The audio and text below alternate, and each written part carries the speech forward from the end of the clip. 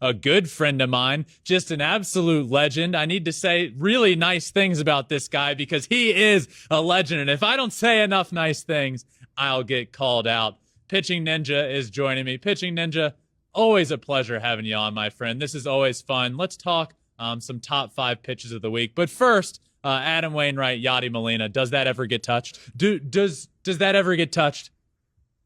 I don't know. I don't think so. Yeah. I think that's untouchable. That strike him out, throw him out double play yesterday was fantastic too, by the way. Yep, that was awesome. So I have you on every week to talk some of your top 5 nastiest pitches of the week, and you have some good ones this week, my friend. So let's talk with Bryce Montes de Oca. What's he got for us?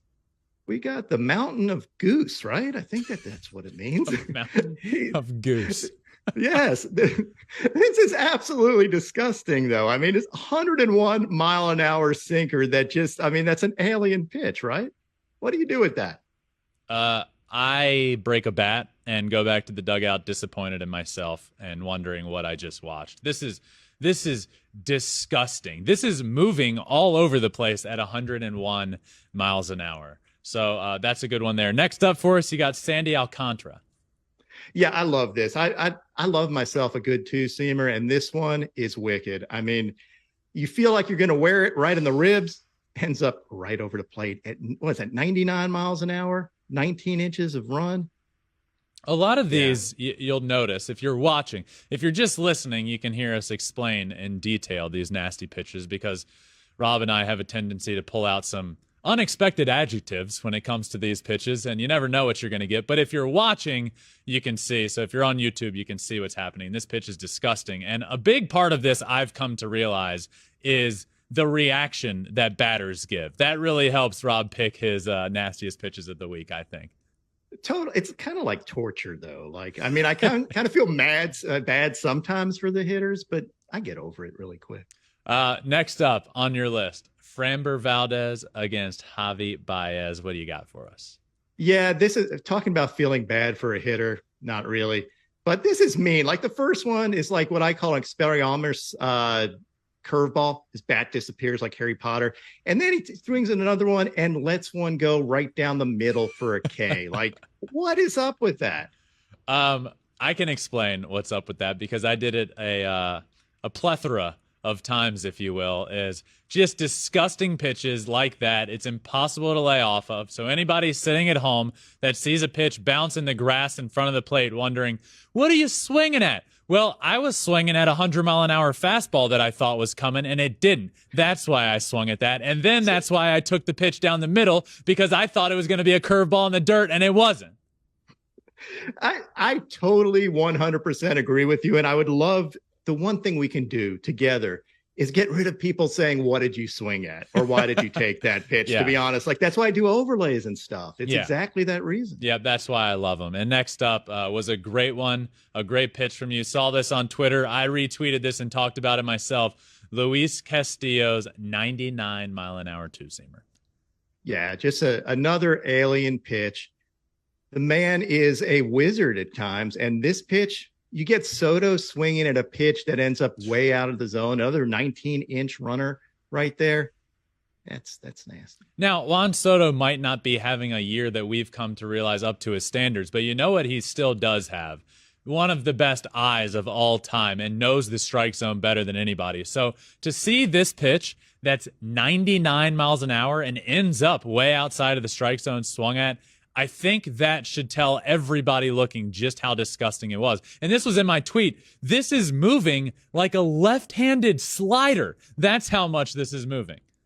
Absolutely. And if I need to describe it to people that can't see it, I go, something like that. Is that pretty good? Very well said. I think I have it now just from hearing that. I think I can understand it. Next up on your list, Spencer Strider. So we don't always get good home plate views of pitches. And I thought this sums up why the man is so tough to hit. He has like a 13.8 K per nine. I mean, and this is one reason, like you're trying to hit a 98-mile-an-hour fastball and you get that slider that just drops off the face of the earth. Just filthy. And you can see it in the overlay. Yeah, and I'm with you. You made a good point there at the beginning. It doesn't have much to do with Spencer Strider, but If I were in charge of growing the game of baseball and promoting the game, I've said this multiple times. Let's put cameras on umpires' hats and let people understand just what the batter is seeing.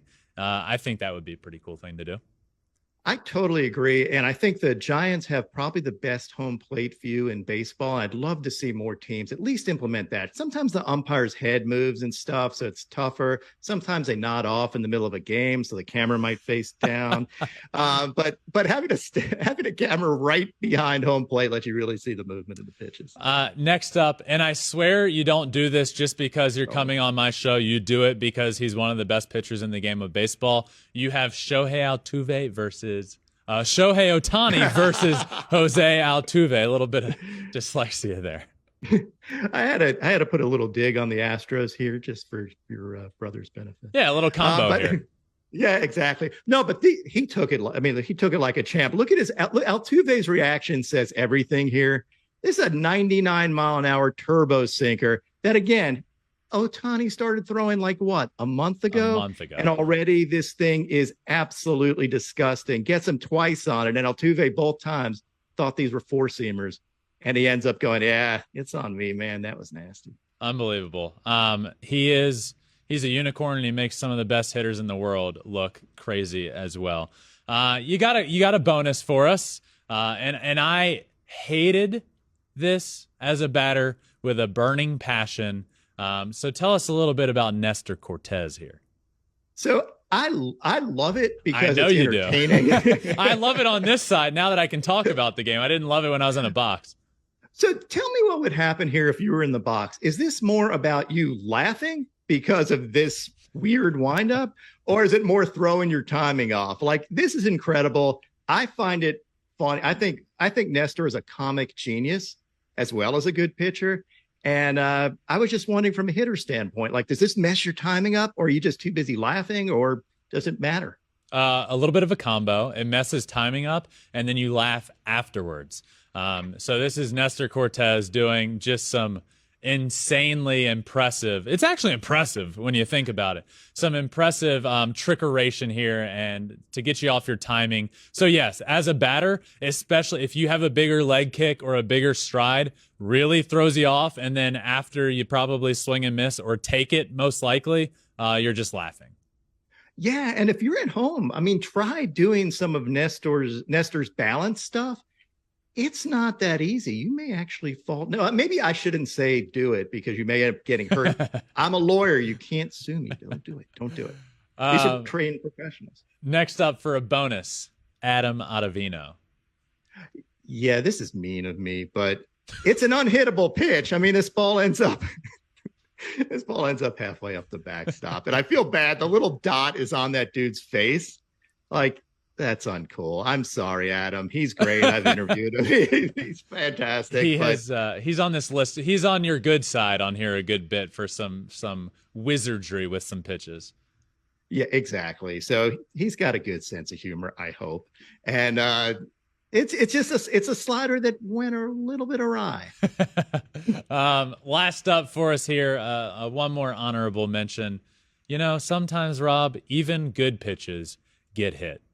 Yeah, and I really, really hate doing this. And again, just maybe for your benefit here, but this is Shohei hitting a ball that I was watching it live, and I was like, there's no way this ball is going out. He's fooled. He's on his front foot, and somehow flicks the ball over the fence off Luis Garcia, and that's not fair. It's not fair. He is one of one, and you, my friend, are one of one as well. So thank you for all that you do. Thank you for coming on and talking to me every week about your nastiest pitches. Always a lot of fun. So thank you again for joining me. Thanks, Ben. As always, you're awesome. You're awesome. No, you're awesome. Thanks for watching. If you love flipping bats, swinging 3-0, or just talking ball, join us. Call us at 213-537-9339 with your questions. We have a weekly guest, and we have a lot of fun, so hit that subscribe button.